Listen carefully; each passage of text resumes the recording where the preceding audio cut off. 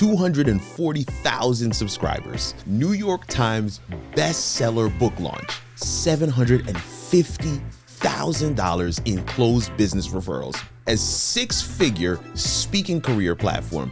Fam, these are just some of the results creators have experienced with content coaching. Let me repeat, these are just some of the results creators have experienced with content coaching. Impressive. Every client in my program has answered this one question. Here it is. What have you failed at? And what did you learn from it? In the full video, I'll share 3 possible answers and what they revealed to me as their coach.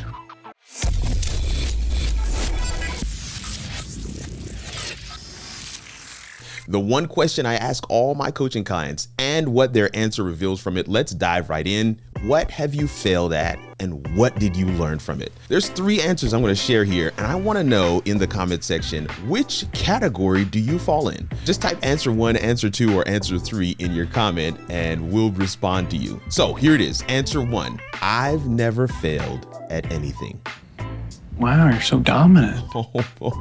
I really hope, I really pray this is not you. I hope that this is not where you are. I will share that this answer is rare, but I have received this answer before. I've never failed at anything. I've never failed at anything. You know what? I don't think I've ever failed at anything. I don't buy it, counselor. You know, they say it in different ways and different tonalities, almost as if to make it more believable. But let me just be clear. Can I just be your coach for a second? Yes, you may. It's not possible. Okay? Let me tell you what this tells me. It says that you're not honest with yourself. You're not honest with yourself. You're definitely not honest with me. You have a jaded sense of reality. I've got to lean in here. You've got a jaded sense of reality, and there's some possible entitlement issues that are going on if you truly believe that you've failed at nothing. I don't make mistakes. I'm perfect. This is why I say it that way, if you truly believe. Because many of the clients that have answered this question in this way, they didn't really believe it. They just didn't want to do the work to really dig in their story. They haven't looked at their story close up, and they haven't done the homework to really garner where they failed and what they could learn from it. I see where you're going with it. I begin to push back a little, and I start to ask things like, every sport you played, did you win? Like every single game? What about Uno or Tonk or Spades? Every card game you sat down to, you actually won? Like every assignment or project, whether in school or at work, that you turned in, it received full marks, that it was considered the best, right? Do you receive all the awards, right? If you don't, then you have failed at something and you could learn from it. One-on-one, I'm undefeated, never lost. It's a cop-out. It's them saying, the last part of the question is really what I don't want to answer. What have you failed at and what did you learn from it? And because I don't want to answer that last part, I'm just going to say, I didn't really fail at anything. You don't have to formally enter a game or enter a contest in order to lose, in order to fail, in order to recognize that someone did better than me and I could learn. This answer is rare, as I shared before, but it gives me insight on what we need to work on and where we need to start. All right, so here's the question one more time. What have you failed at and what did you learn from it? Answer number 2, I failed at fill in the blank, but didn't learn much or anything, or have weak takeaways, never got to the root cause. Never got to the root cause. And that last 2 words is part of my analysis. It's part of what it tells me. They're not root cause analysis people.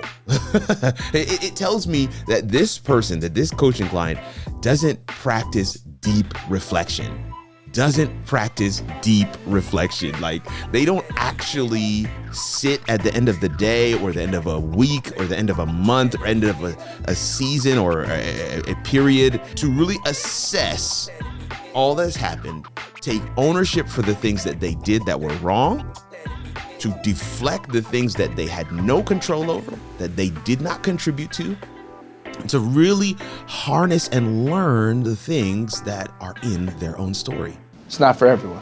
They don't practice deep reflection. They haven't learned themselves. I've often talked about earning a PhD in you, and this is a degree that you never graduate from. This is, you're not gonna walk across the stage for this one. You've always gotta be learning who you are. The other thing that this thing tells me is that they don't have a burning desire to know why. That's a hard one, y'all. Because when a person doesn't have a burning desire to understand, why did that work? I can't tell you how many times I've been coaching with people who have hundreds of thousands of subscribers and they have no idea why. They have no clue what's working. And the flip is, of course, true. People I'm in coaching with, 2 or 3, maybe even 20 subscribers, and they're trying to understand, I'm putting out content. Why?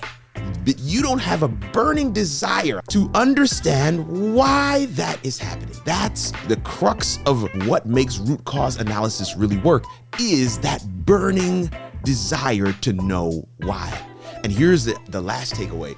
When somebody shares this answer with me, they'll face it again.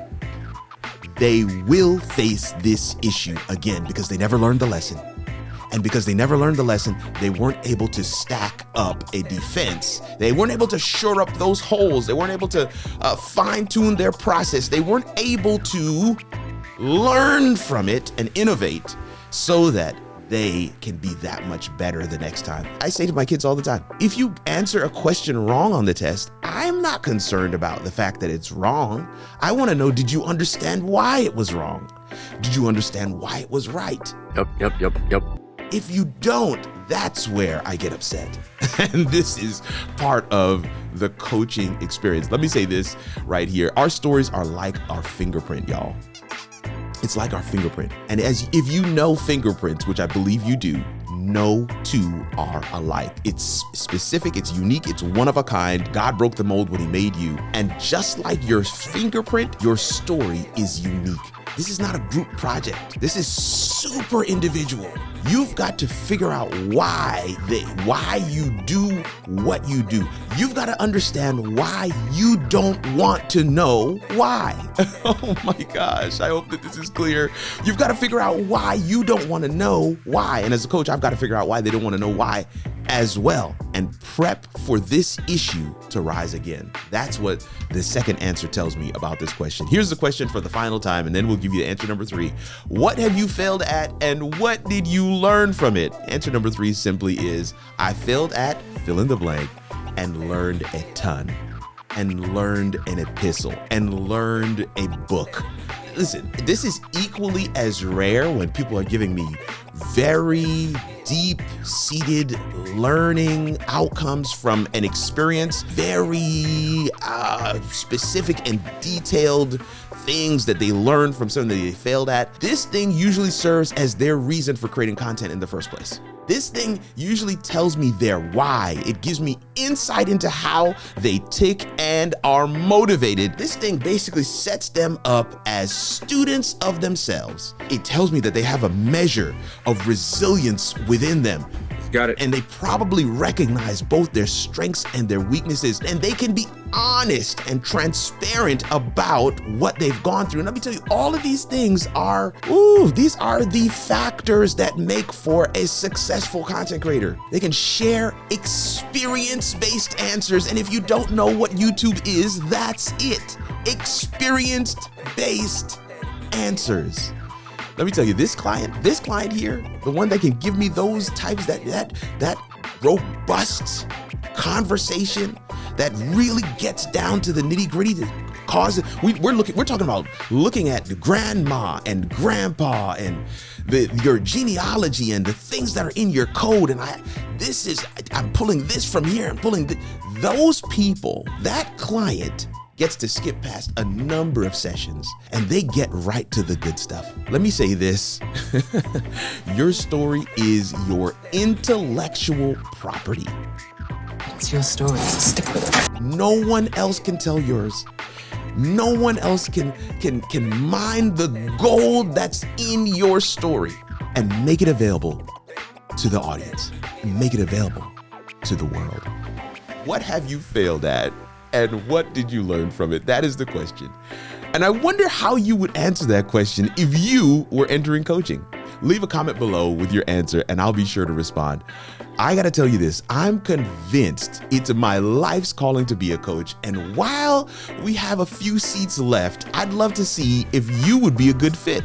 Start your comment with, I'm ready. I'm gonna put it right here on the screen. I'm ready.